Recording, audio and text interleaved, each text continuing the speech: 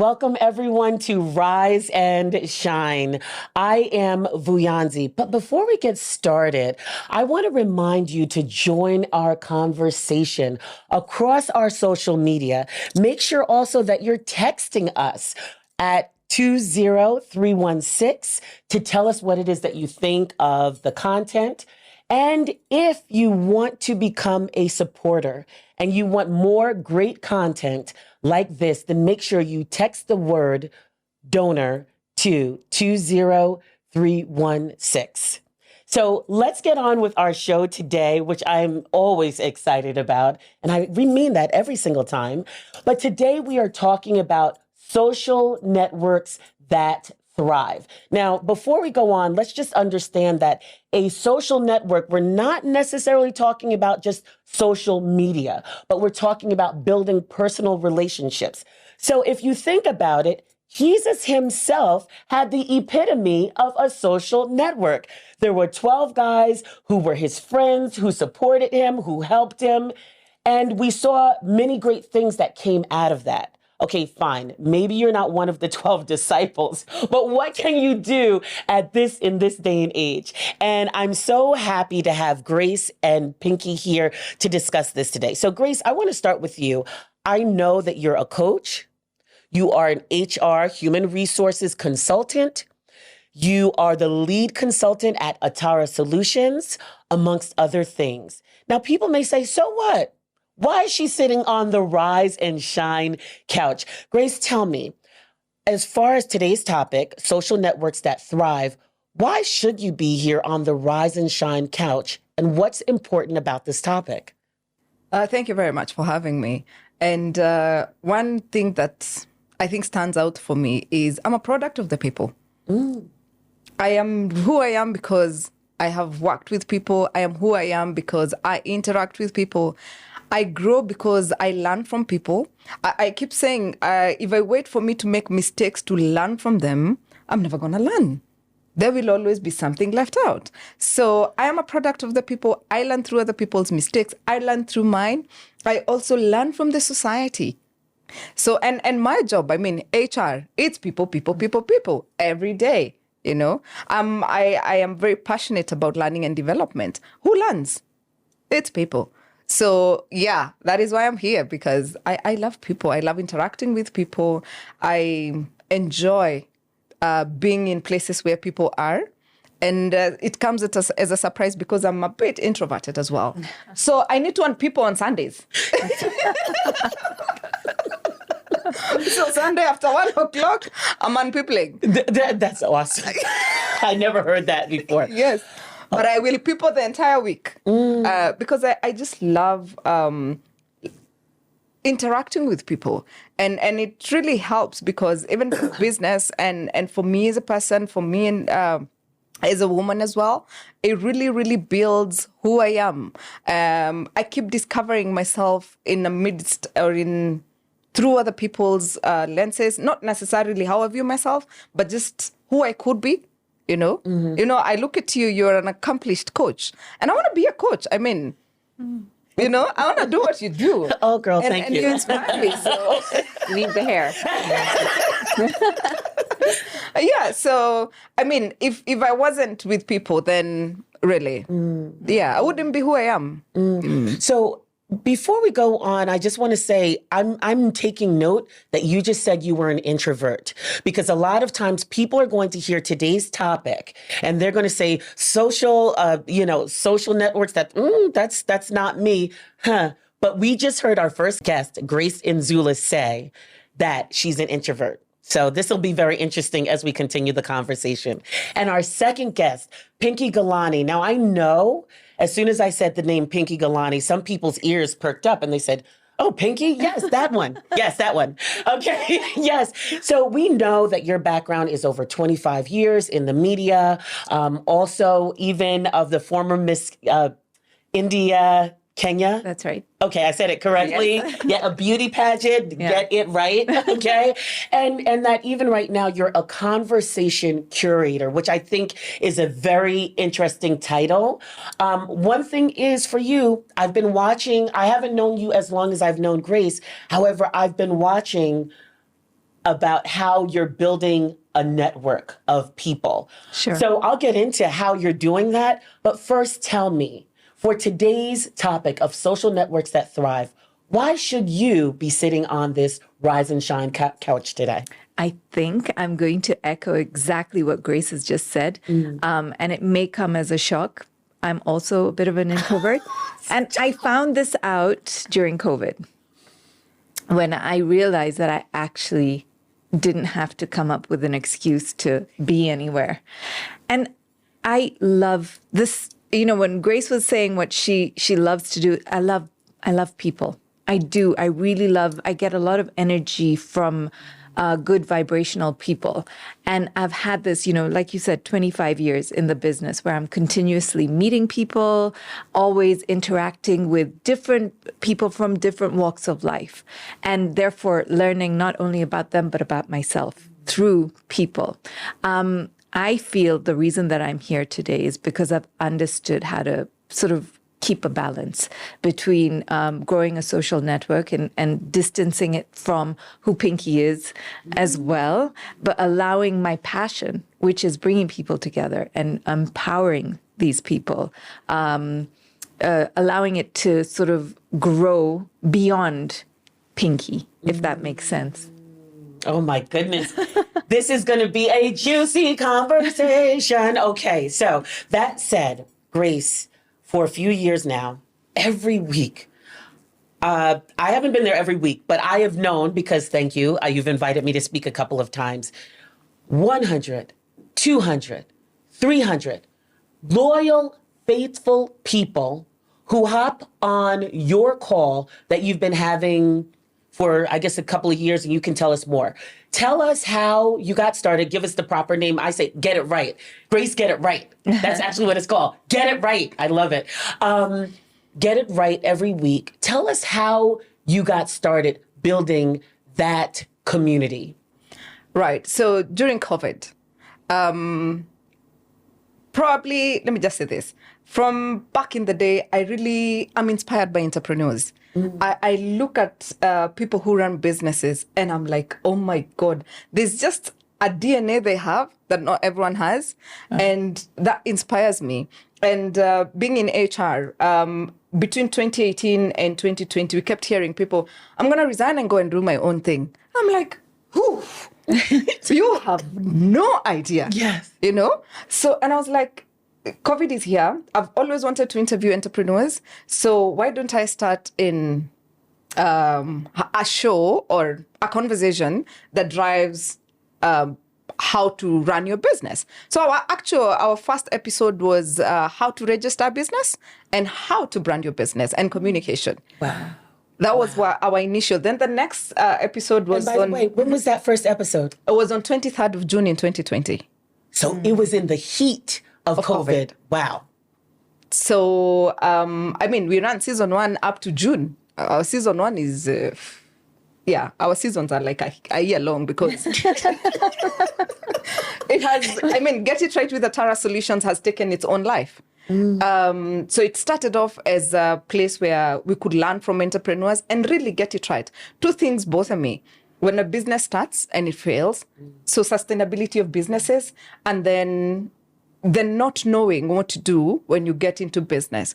Now that answers the question again on, you can't run a business as an entrepreneur only. You need employees. So at what point do we balance between employers and employees? So I thought, you know what? This conversation will be one-sided if I go with entrepreneurs only. I have been an employee before I became an entrepreneur. So then how do we merge the two? So Get It Right started with, we say we are here to demystify issues that affect employers and employees. And we've done that for the last 4 years now. And we are proud to say that we have spread our wings. I think Kampala has now become, like, people have the sessions on their reminders for Tuesdays. The entire East Africa, just to say the least. Wow. So That's amazing. And so something I'm hearing both of you saying, you had said it, Pinky, now I'm hearing you saying it, that it starts off as one thing. Of course, it comes from you. However, it becomes bigger than what you are. Now, that will scare some people, especially because I put emphasis on the word bigger. That'll scare some people. But how did you know, at what point did you know that this network was beyond grace? My mission was really to inform people. And I keep saying this, I don't like you telling me I do not know. I want you to tell me I do not know, but I will find out, because we have information everywhere. So I thought, you know what? I can't even fault people for not knowing. I also don't know most of the things, you know?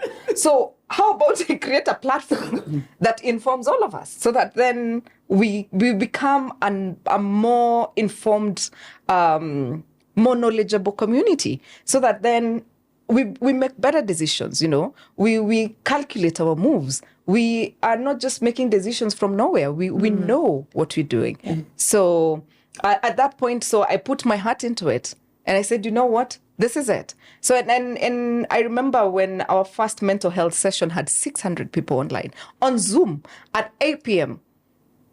And I was like, oof. I actually had to go and pay for Zoom, because now we need 500. You went out of your subscription. Yeah. So I was like, okay, so this thing is actually making sense. And then I would get feedback from the people. They're like, my God, you've saved my life. You've impacted my life. And I was like, you know what? This is not about grace.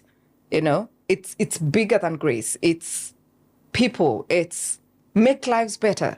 Yeah. Wow. Oh my gosh. I will say the one time, well, my first time there, I had never been in that big of an audience on Zoom ever. I was like, oh my, where do all these people come from? That is amazing. And so Pinky, I go to you. And I remember earlier this year, someone who I was acquainted with said, you should try out, you know, to try to be a speaker at this thing. And I saw WWW, and I'm like, the World Wide Web? No, it was What Women Want. And I got a chance to be one of the workshop leaders at What Women Want. But I will tell you, coming into that space, to see so many women, I think this year was the second annual summit, right? And when I came to the conference or the summit, I was amazed by how many women were there. Right. And I saw different generations. Sure. I saw also very diverse group of people. Yes. Those that were there that are just starting out, maybe they had been on your call the week before, and those who were seasoned in business. Yeah. Tell me about What Women Want and why it is that you got that started. So What Women Want is actually something that was born maybe in 2018. And it started off as a weekly event at a local mall where, because of my media background, somebody from the mall came to me and said, can you do a conversation for women and have it in mid-morning and call it Desperate Housewives? And I looked and I was like, pardon? And I sat with that and it just didn't resonate, because I'm like, not all women are desperate housewives. And he was like, you know, talk about fashion. And of course, he was like that, you know, talk about fashion and earrings and beauty. And I'm like, no, I think women want to have deeper conversations. So I based it off a lot of my experiences, because for me, having just being born, brought up in Kenya, and having gone through a series of things, for example, losing my father when I was 6, losing my brother when I was 17, being bullied in school, having miscarriages, being bullied at work, being of a minority community, and having that also sort of, I've not had really, you know, in-your-face racism, but I've had it under sort of underlying some comments made. So I've navigated all of this, and I'm like, how many more women are in this space who've had difficult friendships, for example, or who've had struggles when it comes to money? Well, where can we have these conversations? And do these women know that there are solutions right here within our spaces, that we have coaches and we have therapists and we have people who are willing to help? So we started these weekly conversations, and it was really like 5 people in the audience when we started, you know, like trying to get people aware. And okay, yes, maybe the location was a bit off because it was still very new in regards to what had happened there recently. But we continued, we went through, and just before COVID is when we hit 400 people. Let's guess. And that the following week we shut down. Oh, no. So I was like, okay, wait, this momentum needs to continue. So I went online and I did something I was useless at producing. And I was like, let me talk to someone. So I reached out to Michelle Ascott, who's a mindful coach and a life coach as well. So we were talking about mental wellness during, this time. And my husband came home and he was looking at whatever I produced. And he was like, what is this? The sound is off, the lighting is off. And he became my producer. Nice. Yeah. So since then, he's been very much a part of my production team. So we started Seasons Online, where we would, talk to all sorts of people going through whatever they were going through. And then it became very much an online show. And as the world opened up again, we decided to sort of come out. And again, we'd have events for 15 people, 20 people. And then it was inside me, Vuyanzi, you wouldn't believe, December 2022, something inside me was like, you need to do a summit. You need to bring these people together. And it's amazing how, when you listen to that divine guidance, how things just fall into place, from speakers to sponsors to people just saying, don't worry, I won't charge you for this. I'll do this for free, or I'll pay for that. Or it was amazing because I really leaned into that voice, whatever it was that was telling me, you need to do this. And I could see it and nobody could see my vision. I could see it in my head. And I'm like, so we're going to do this. And everyone's like, what? I don't get it. But then when it happened, I realized why it happened. And the same thing, people who were almost quitting what they did. Like there was a kindergarten teacher and she did a session for kids. And she was closing up her business, but she was like, let me just do one more session. And boom, her work expanded from there. There's somebody else who does alternative healing. And she was like, I don't know, let me try it. And now she's become a teacher. So she got students. So, just, it is bigger than us. We are just a conduit, if you will. And I feel like if people lean into that divine guidance, that inner voice, they know there is something in your gut that knows. There's always going to be fear. There's always going to be, oh my God, but what if? And I feel like if you take the risk, then, you'll know. Oh my gosh. If you build it, they will come. Yeah, they will. Both of you, as both of you speak, I feel what it is that you're saying, because from both of you, I'm feeling the passion behind what you do. You're not just doing it to, let's just gather, but it was something inside of you. And even just now, Pinky, when you said that guidance, one thing I'm thinking about is when people like to just pray about something for a very long time and they don't do something. They're just, we're just going to pray about it. However, even in the Bible, Jesus himself said, occupy until I come. So we are here to occupy. And even I'm hearing you talk about, Pinky, you had a vision. You had a vision and you tried to make people see it. And eventually they saw it. They saw it. So both of you have kind of hinted towards this. But I want us to kind of dig into more of the challenges, because we're talking about social networks that thrive. But a lot of times to get to the level of thriving, you have to get to the level of not even barely keeping your head above water, right? So Pinky, I'm going to come back to you and tell us some challenges you've had besides COVID, because I know that was huge. I mean, for a people person, that's why I said COVID allowed me to understand that I am maybe somewhat of an introvert. So when Grace is saying unpeopling, I get that completely. Like sometimes you gotta unpeople. But the challenges is being consistent, is organizing something, looking out to the audience and seeing 5 people there and being like, why am I doing this? Why am I doing this? And you do dig into your pocket. It's not that you're just doing this and you have unlimited funding, for example. So that's one of the challenges. And I just want to stop right there, because I want you, when you're looking at the 5 people, because there's something in me that's saying, oh my goodness, like you're giving it your all and then you're like, 5. One of them is sleeping, maybe. One of them is One of them one is of a them landed friend by you accident. One of them is on a call. One of them was like, "Oh, I didn't know this what it was." I have half an hour to let me see So what this is about. Just take us to that moment, at that very moment, as you're pouring out something that's important. How did you feel at that time? I mean, there is human beings, we are driven by ego a lot of the times. Yeah. And that's when you have to put your ego aside and say, there is a reason I am here, and there's a reason that this person is here. And maybe it's just for that person. Maybe it is just for that person.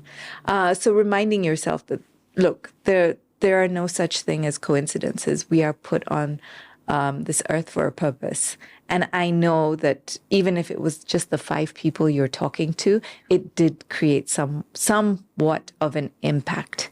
So remaining authentic and remaining consistent is something that you have to really dig deep to find. Like, it's easy. Yes, we could talk about beauty and fashion, and maybe that would have brought more people in. But it's remaining authentic to who I was and what I wanted to bring to a community of women that I felt needed the same information that I had found and needed. At the end of the day, I feel, Buyansi, a lot of what I'm doing, especially with What Women Want, is channeling some form of healing. Because once you are healed as a person, you are able to perform better, show up better, be a better human being. Yeah. Wow. That is profound. That's awesome. Grace, I'm going to ask you the same thing as far as some of those challenges that you've had. I mean, yeah, easily tomorrow maybe you'll have 400 people, but it hasn't always been like this. And tell us, what have been some of the challenges for Get It Right Atara Solutions? Get It Right with Atara Solutions. Yes. Okay. Some of the challenges I've experienced is when I'm personally going through life, and especially during the early days, because it had to be you, It's got to be you on that show. It's got to be you on that Zoom. It's got to be you setting up everything.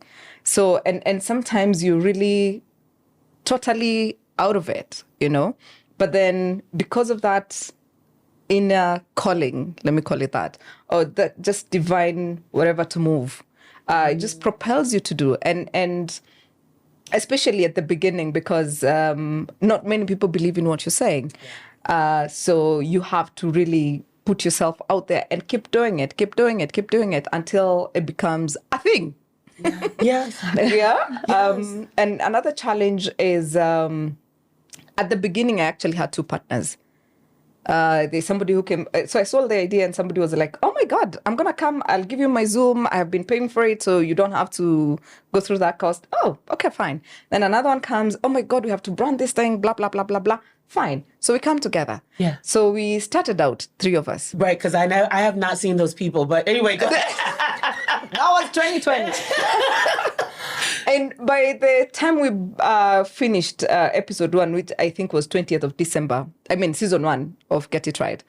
So we were revamping for January, and these guys were like, "If you're not charging people, I'm not coming." So I was like, okay, fine. The idea behind this was to reach out to those people who can't afford to even go for trainings. A lot of corporates have training budgets. Try SMEs.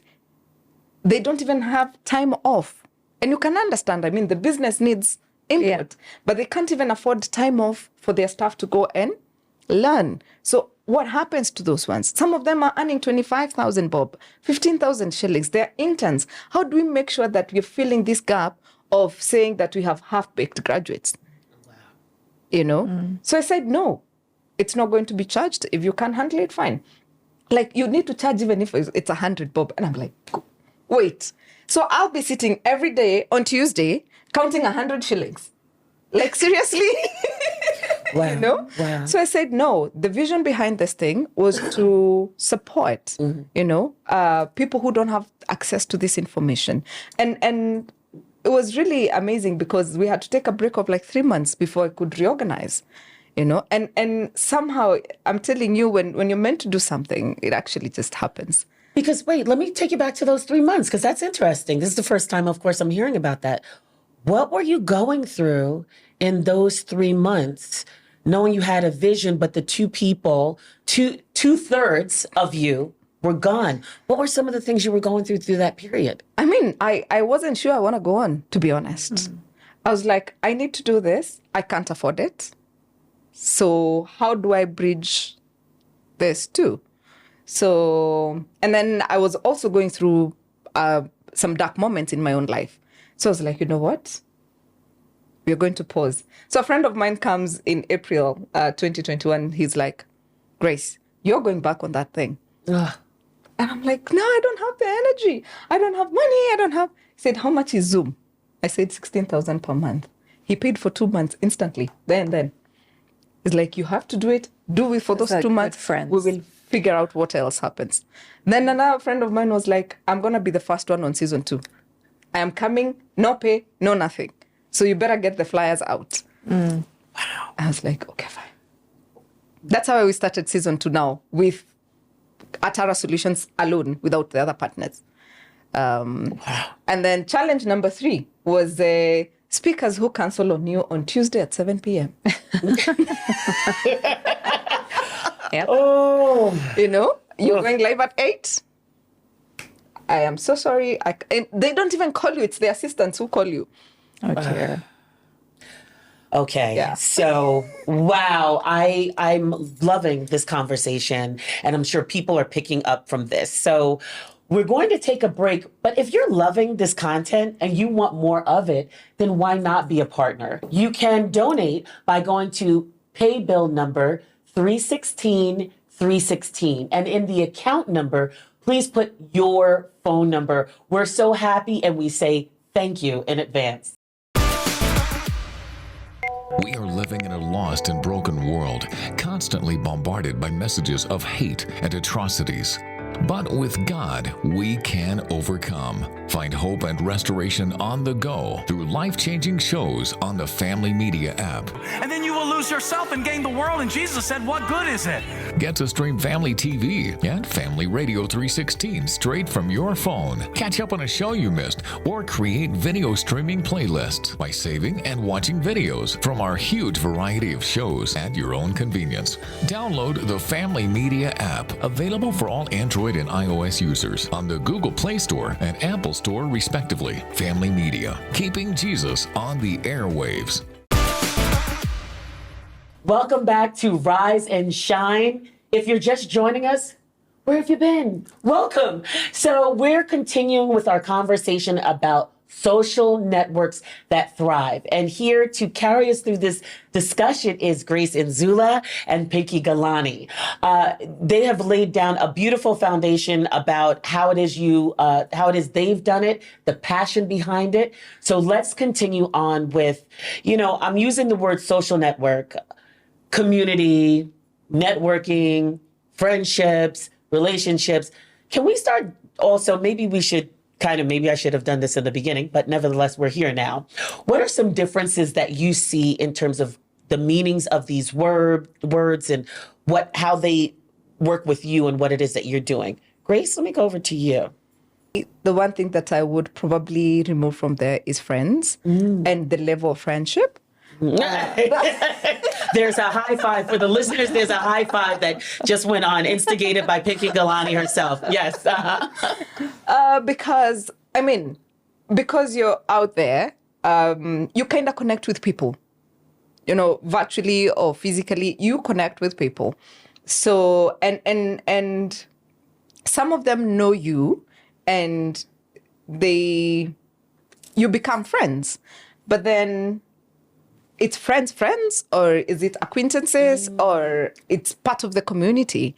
And I think that's the part where sometimes even us, we get confused because you're like, this person has supported me, so I want to show up for them. Sometimes you're not able to show up for them the way they would expect you to show up for them. And so that sort of becomes a bump into this connection that you have created with one another. So I think that is one of the major differences, because there's the community and community. I mean, you belong to a community. You are from a neighborhood, probably. You just say hi to your next door neighbor, and you really, you'll go and get salt and that's it. But then there's that other neighbor who becomes part of your community and is not necessarily a friend, but in case something happens to you, they would show up for you. So there's a very thin line between the community, the networks, and the friendship. And I keep saying I kind of have to be, I am myself, okay? I am myself, but I have to be very careful about the people I let in. All right? So it becomes a conscious choice of how many people I actually let into Nzula. Not Grace Nzula, the brand, into Nzula, because then that becomes, I'm not being authentic, right? I am very authentic, but I also have to protect myself because you'll be taken advantage of. I think, if you don't mind, if I can say, please go ahead. So for what I see, somebody like Grace is a giver. And that's something that I've learned along the way, is when you give, people take. And they don't necessarily give back. Oh, yeah, no. And you, as a giver, feel that that's maybe you're doing the right thing, but people will use you. And that's the unfortunate part about the relationship aspect of this. So you have to protect yourself from not being used. Yeah. What I've seen, especially with my networks, is people come in and they what's the word? They try and date you in the sense like as a friend, but they're only picking your brain. And that, because, fine, it's okay, you'd want the secret sauce of the recipe, but there really isn't any. I think what Grace, where she comes from, is a part of being completely genuine in what she wants to create. And that's where her success stems from. It's just being but when somebody sees that, maybe 500 people or she's got 500 people and I want to charge 100 bob per person on that, I can do better. That's when it sort of creates, there's something that happens there that puts you off. And I've seen that with what women want. So there's so many people who've sort of come into the space who want to duplicate the same thing, which is fine.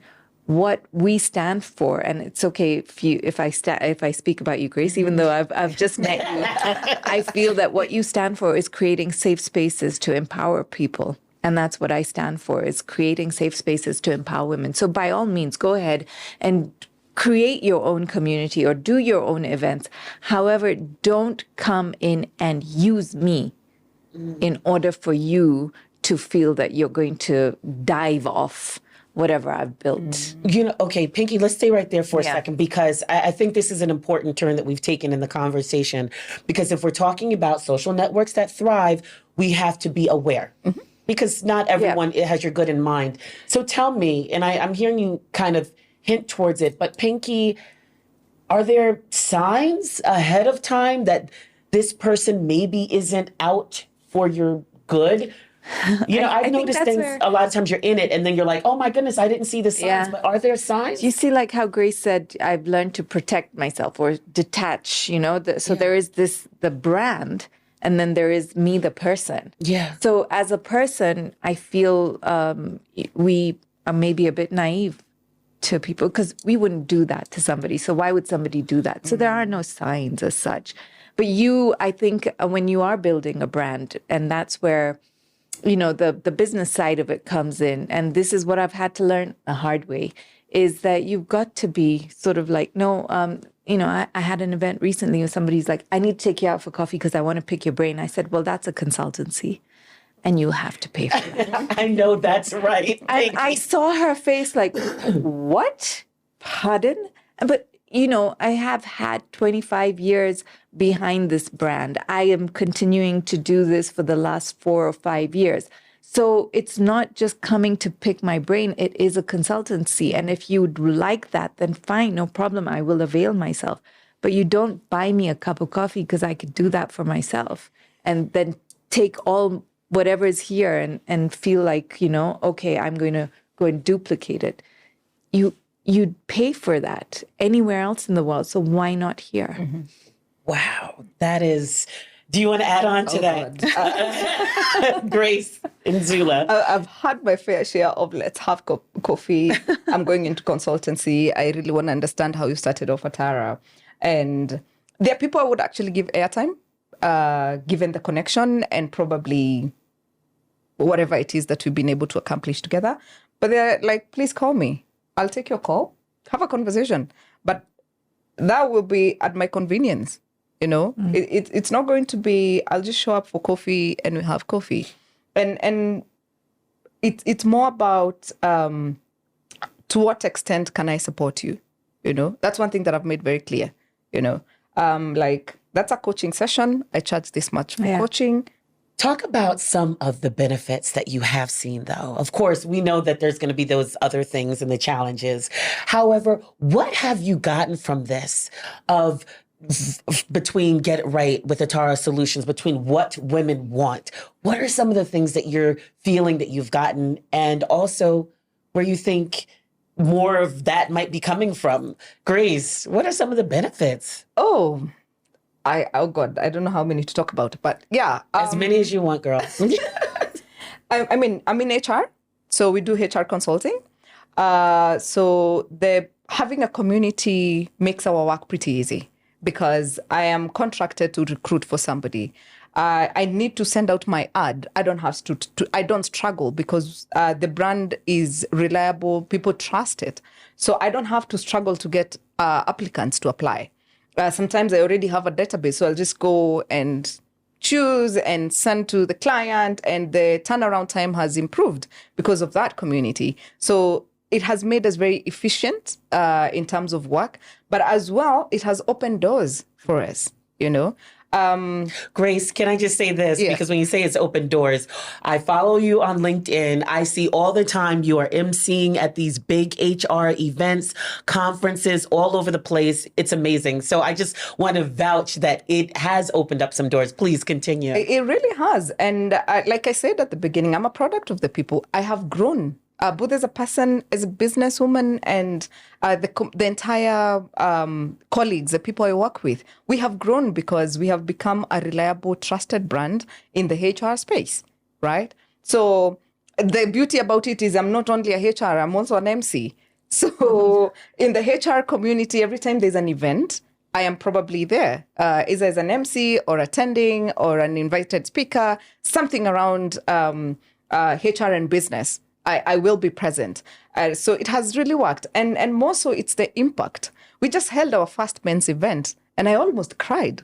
Wow. Vianzi, I tell you, on Thursday, the event is on Saturday, there were 6 registrations. I was like, my God. Yeah, I've been there.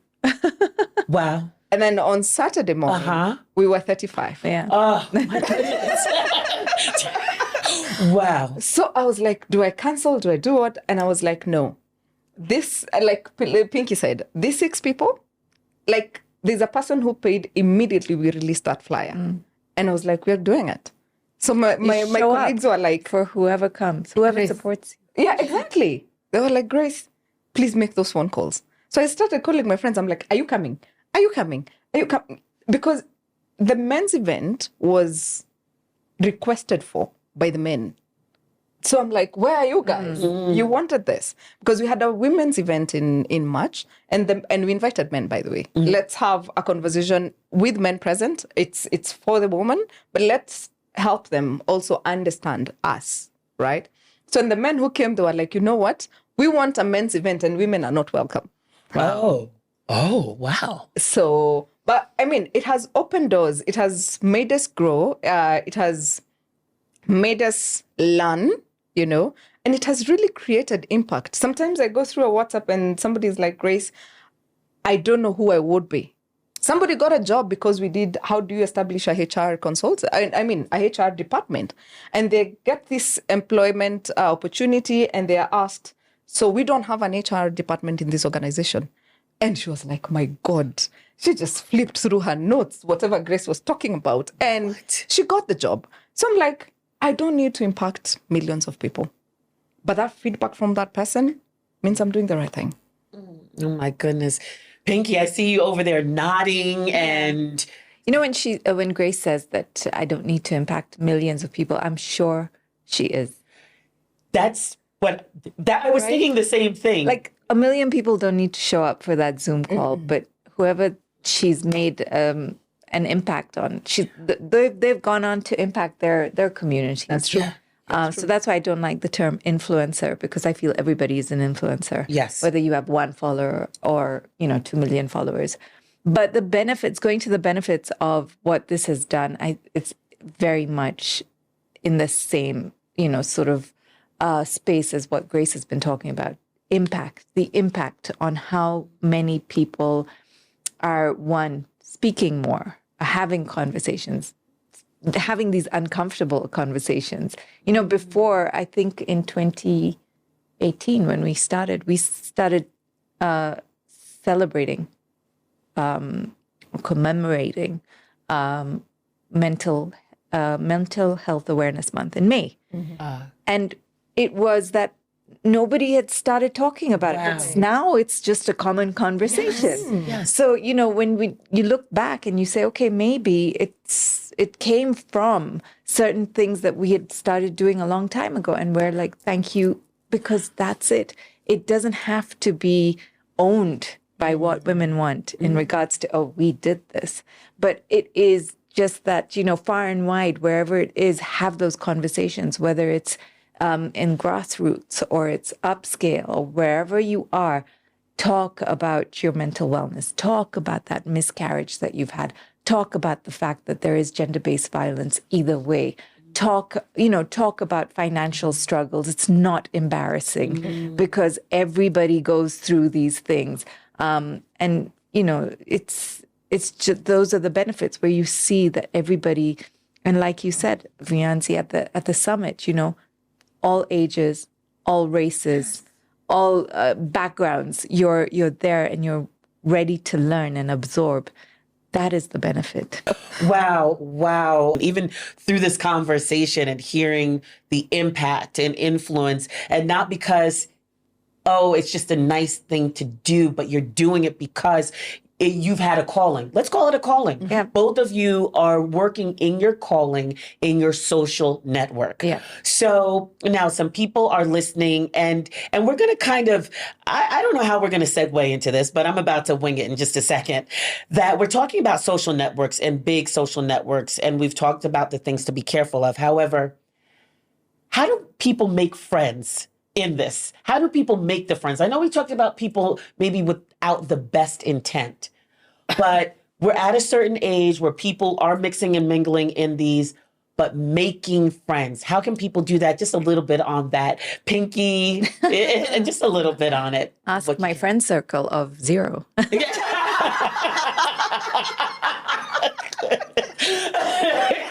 I'm sure there's at least one. So, Viancy, what has happened over time? And I think it comes with age. I don't know. I see like one person who really inspires me in regards to how she's maintained friendships is Wandia Gishuru.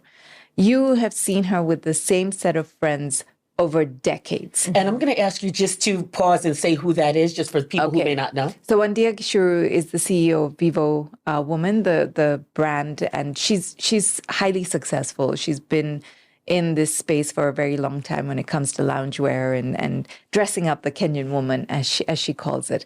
But I have known her forever, and I have seen her with the same set of friends, and I've even had her on What Women Want, trying to dissect, like, what does it take to be a good friend and to have good friends?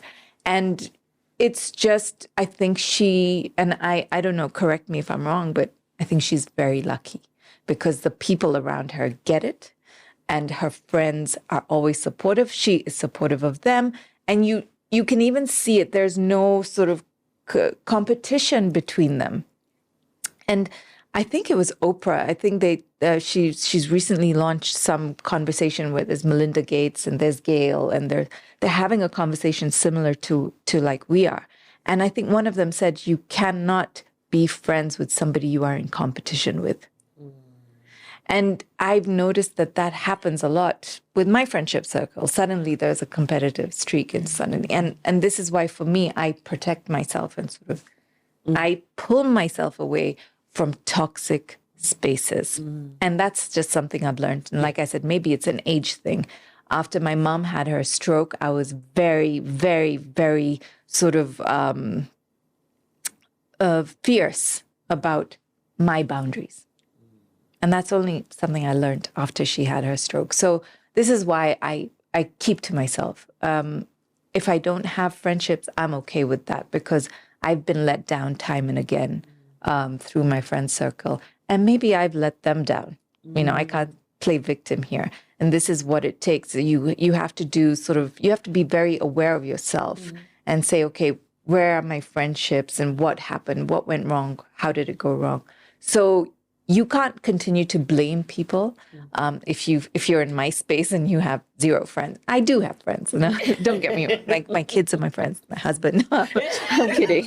Husband / producer / best friend. Yes. But I'm also very protective of me. So I do keep my distance from the friends that I have now. I'm very sort of like, I don't want to be in a space again where I get hurt. But it's checking in. Did I do something wrong? Did I let this person down? And if I didn't, then I'm like, okay, so I can walk away from this relationship not feeling anything. But and I'm hearing you say when you're saying checking in, you went earlier. You mentioned about the ego, and so it sounds like that checking in process means that you kind of. Anyone would kind of lower their ego and say, is it something that I have done? Okay. You know, taking responsibility. If I upset you, Vuyanzi, and you sort of, avoid me, like, what did I do? Go back. Maybe even sending a message and saying, hey, did I do something to upset you? And not being afraid to send that message. Okay. So let's go ahead and shift gears for a moment. And I want to talk about practical tips. Both of you, I mean, if you haven't proven yourselves to have qualified, I'm putting air quotes around qualified, to be on the Rise and Shine couch, I don't know what you've done. But please, practical tips. Some people want to start their own social networks. Maybe it's personally, maybe it's professionally. But Grace, you know, I know you haven't created the guide per se, but just give them, the listeners and the viewers, a couple of steps. How can they begin their own social network? I think the first thing is to follow your instinct. If it tells you do it, go ahead and do it. Because sometimes it takes more than the mind to keep going. So you need to really follow that inner voice that says, this is the right thing to do. So listen to it and follow through, right? The next thing is consistency. Don't just follow up, follow through. You know, go to the end and take responsibility of whatever this thing turns out to be, you know. I was making fun. My friend was making fun of me the other day. She was like, so now we cannot even take a road trip without you being noticed. We went to a washroom in Nakuru and somebody walked in like, hey, Grace. So she was making fun. Wow. And she was like, I mean, this is taking responsibility. And I was like, you know what? This is who I am now, you know? So we have to work around this brand that people know. But I have also been very intentional in maintaining my close friends because those guys can give stories, eh? Yeah, but I have friends that we started friendship since like in 2003. So some of them really know what the responsibility is and they'll be there. You know, some of them, like another friend of mine paid for a man that she was like, I'm paying this. If you have any man who has requested for you to come for free, please tell them to come. This is a lady paying for a man to attend an event. Wow. So she's been my friend, my support system. I talk to her every day for an hour. Every day. Wow. I keep saying, so there's follow up and follow through. Following through means that you take on the entire responsibility on it and keep going. I think the other thing is being consistent, you know, and one thing that I've learned is to also rely on other people. Sometimes I'm not around. My colleague, my co-host, Kevin, you know, we grew Kevin, then Kevin decides, you know what, I'm not doing this. May his soul rest in peace. So during that time, and I was like, I can't. And I had to call in a friend, and my friend was like, I will host as you go through this process, and sometimes I'm not able to log in. And one of my colleagues would be like, no, I'll get home early.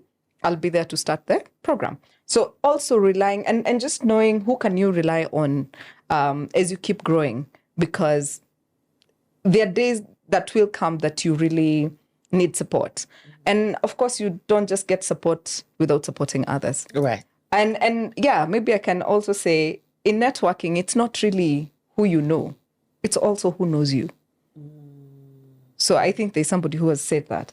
So, so for it to work, it's just not about you knowing others. It's also about others knowing you. So there's a balance that needs to come in. So if you want to start something, please do.